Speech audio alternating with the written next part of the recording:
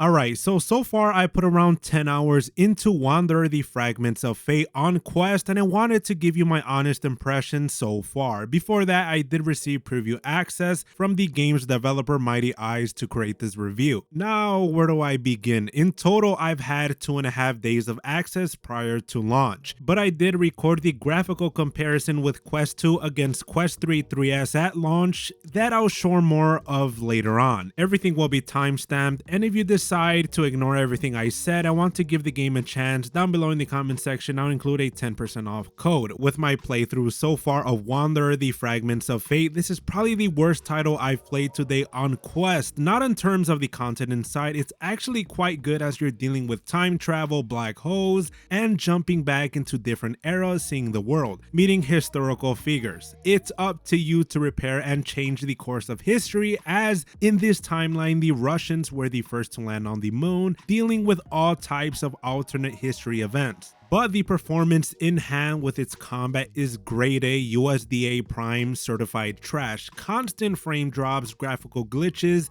and yes, the game uses application space warp, which isn't inherently bad in itself, but at the cost of reprojection. Which, get this, even as a heavy VR user, it caused me to get motion sickness at times in, say, combat sequences as you experience PowerPoint slide frame rates. Performance on this game is very reminiscent of a game like Alien Rogue Incursion, a game which I didn't cover for a similar reason, which Wander I gave it a chance as I made quite the time investment to let it grow on me, but the standalone port is just plainly bad. Other issues that plague the game as well are objects clipping through, random physics interactions causing you to pogo stick into the nether realm, and the gameplay loop, although fun at times, is very repetitive, and the game tries to inconvenience you for everything. Constant loading screens and inventory management, at least to me, isn't enjoyable. Another annoyance of mine is the in-game physics, which is constant throughout the world. It allows you to get creative and allows for more player freedom, but the best way to describe it is, of course, it feels janky, and if you've been in this space for a while, it's like Boner Lab on launch, but on the side your boys have been taking PEDs, constantly clipping into objects, hands getting in the way,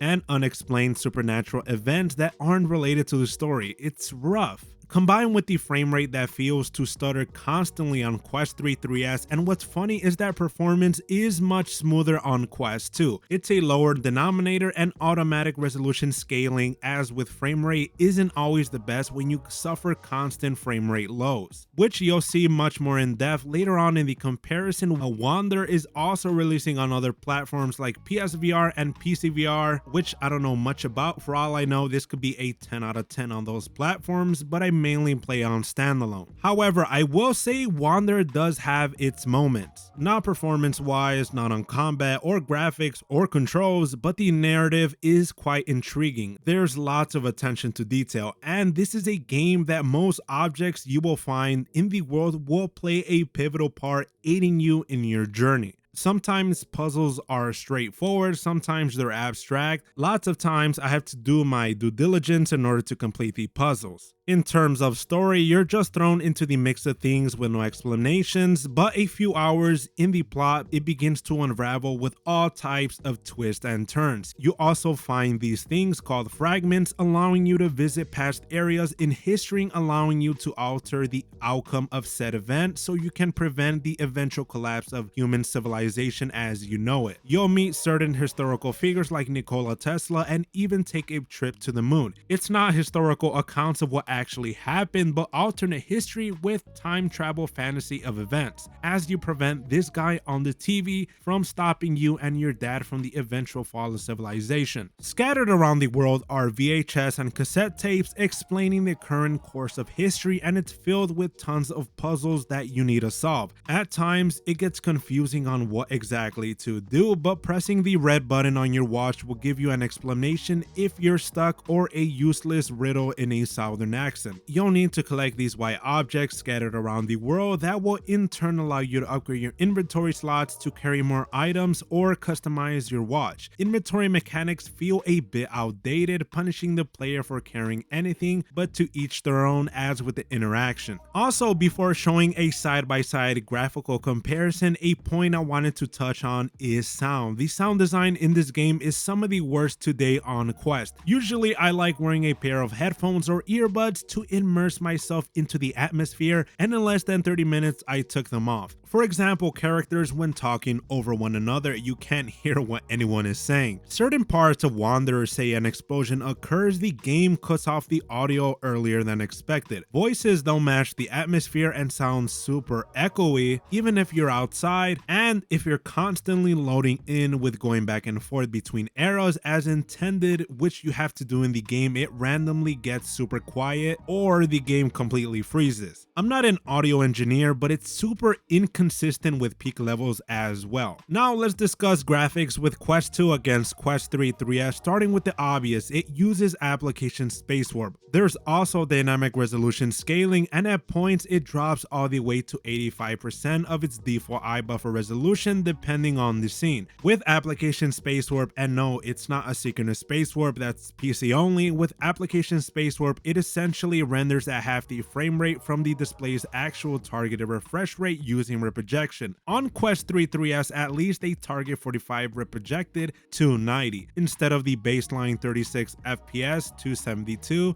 that Quest 2 targets. The higher the better at the cost of compute and battery life. However, it's worth noting because Quest 3 3S has a higher default eye buffer resolution than Quest 2, meaning that Meta considers the baseline scalable resolution for games different from the panel itself. Quest 3 3S has much lower frame rate lows, which introduces stutters. In recording, especially with games that make use of application space warp, it's hard to showcase the actual experience. But inside the headset is a completely different story. I also played a fair bit on Quest 3 3S without recording, as I never really discussed spoilers, as it introduces a 5% or so overhead, and it remains true even when I'm not recording with MetaQuest Developer Hub. On Quest 2, while recording, I had a much more consistent experience, and certain areas didn't completely freeze my headset. Wander features lots of vast open areas, which improve the immersion, and Quest 2 does get a reduction in that department when it comes to foliage or added detail inside the world. But the thing is that the experience inside the headset is much more smoother on Quest 2. When every couple of seconds you stutter at points, even as a hardcore VR user like myself, you start feeling sick. And I gotta say that the combat sequences are by far the most egregious, as doing anything will make my game feel like a PowerPoint slide. And any scenario that involves 2 or more enemies, it just makes the game unplayable. Multiple times throughout the game, there's make or break situations, with constant freezes loading into a new area or engaging in combat. It's not fun. And you have to factor that the game renders enemies at a much lower frame rate than the game itself, making for some of the most awkward encounters, to the point where it's sort of embarrassing to show as I flail my arms in desperation. I appreciate the fact the developers tried pushing above their weight class, but my boy, I can't recommend it in its current state. Wanderer is incredibly flawed, but underneath is a worthwhile game with an interesting story. Wanderer: The Fragments of Fate is a hard avoid currently. In the modern era of gaming, whether it's multiplayer or single player games, buyers at launch are essentially beta testers. Then a couple of weeks or months go, then it becomes an enjoyable experience. Or if you're XR games with Hitman VR Reloaded or Starship Troopers, you just abandon it. I will say I wasn't exactly looking forward to this title, as multiple delays, the general hype around it, and giving reviewers like myself 2.5 days to try it out, it raised a ton of red flags. Generally, the earlier reviewers like myself or others get access, it means that the developers are confident with the product. I try every experience with an open mind regardless of the discussion, and sometimes it just lands flat on its head. On standalone, it's notable that they tried porting this to Quest 2, as looking at the marketing material on PCVR and PSVR, it looks like a completely different game. Have you tried the game, or were you looking forward to it? Comment your thoughts down below, leave a like or dislike, subscribe for similar VR content, and ramblings from me. Again, this was just an impressions video. Until the next video, see ya. A bit redundant there.